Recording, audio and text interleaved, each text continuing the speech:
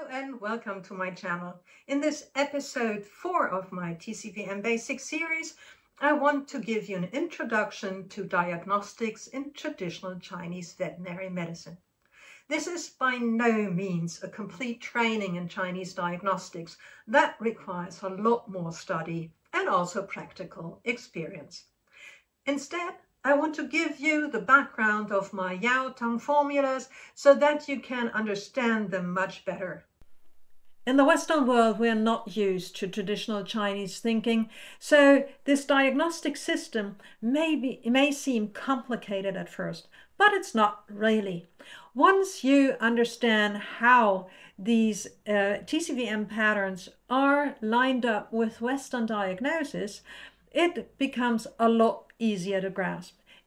In my upcoming book, Yao Tang, Chinese Herbs for Horses and Dogs, I give you this connection between the Western diagnosis and the TCVM patterns. I also explain what I outline here in much more detail.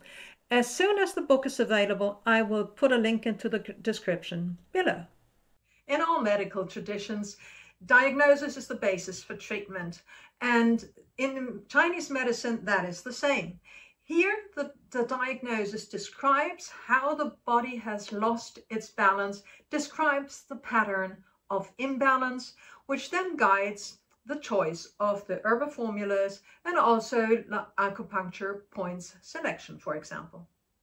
For Chinese diagnosis, we use our human senses. We watch the animal, how it moves. We look at its appearance. We listen to it, whether it has maybe a noisy breathing. And then we can also take up the smell. It can be foul. It can be bakery-like in a yeast infection. And also we use palpation. For example, we can palpate the back shoe points on the bladder meridian. And then, of course, we evaluate the medical history of the animal as well.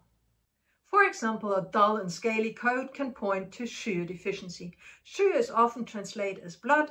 I prefer the term vital fluid. And then, for example, qi stagnation leads to pain, or a red tongue in a chronic disease points to yin deficiency resulting in false heat, which is then often the basis for chronic inflammation. An important tool in Chinese diagnosis are the 8 principles. They come in 4 pairs. It's excess and deficiency, exterior and interior, yin and yang, cold and heat. And they are connected. So an excess condition is usually an exterior condition, while a deficiency condition is an interior condition. Like acute diseases are usually excess, chronic diseases are usually deficiency patterns. And then the yin patterns are connected with cold, while the yang patterns are connected with heat. It does not mean it's yang excess, it also can be yin deficiency. It means only that yang is stronger than yin. To give examples, an excess condition would be a sudden allergic reaction with itching, which is the invasion of wind. Or you have a deficiency pattern in pancreatic insufficiency causing soft feces. That in TCVM translates into spleen qi deficiency. TCVM also looks at the essential substances, mainly qi, shu, the essence jing, and the spirit shen. Qi and shu flow in the meridians. And if this flow is interrupted, if qi or shu stagnate, that leads to pain. And that can be, for example, diagnosed by certain pulse qualities. The essence jing, if there is not enough jing in an animal, then it has to be filled up with nutrition. I have covered all these terms, the essential substances, in episode 1 of my TCVM series. The spirit shen is nourished by shu. So if you have a deficiency in shu, then you may also have restlessness or nervousness in an animal, which is a shen disturbance. Another layer of diagnostics in TCVM is connecting the imbalance to an organ system of the 5 elements. These are not just organs, those are organ systems controlling tissues, sensory organs, and so this is always a broader understanding than just the anatomical organic structure connected with it. For example, the kidney also includes the bones, the joints, and the central nervous system. The liver, for example, it distributes qi and shu throughout the body, and this shu distribution, if that is interrupted or influenced, for example, by false heat, then this can lead to weeping skin inflammations or conjunctivitis. Chinese diagnostics also relies on evaluating the tongue and the pulse.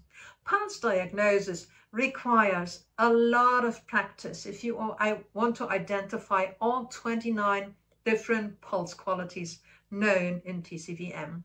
But also very simple pulse qualities can give a guidance. A full pulse signals an excess pattern, a weak pulse signals deficiency. A fast pulse identifies heat, a slow pulse is connected with cold. The pulse in dogs is tested on the inner sides of the thighs, and you encircle the dog from behind. Encircling a horse from behind is not the best choice, therefore the pulse is tested here at the temples. TCVM also evaluates the tongue, which is more difficult in animals than in humans, as you often do not see the complete tongue, especially in horses. But of course, the color, the moisture, or the coating can still give us important clues. For example, a pale tongue means a predominance of yin or a qi deficiency, while a very red tongue means that yang is stronger than yin. This is very frequently based on yin deficiency causing false heat. So predominance of yang, not because of an excess of yang, but a deficiency of yin. The coating of the tongue tells us about pathogenic factors. For example, a white coating signals cold, a yellow coating signals heat, while a very thick coating tells us that the pathogenic factors have penetrated deep into the body. Especially on hot summer days, of course, a red tongue is a normal condition for dogs. So to summarize, we use our human senses for Chinese diagnostics. Acute conditions are usually excess patterns, while chronic diseases are deficiency patterns. The cold and heat identify the yin-yang pattern, which of them predominance. The organ systems give us a deeper map to understand the imbalance in the body, and pulse and tongue help us refine our diagnosis. Of course, this has only been a brief introduction, but it helps you understand the reasoning behind my Yao Tang formulas. If you have missed my previous episode about pathogenic factors, you find it here. In my next episode, I will cover the B syndrome, the painful and stiff gait, which is a very frequent condition in animals. Thanks for watching. Please like and subscribe, and see you in my next video.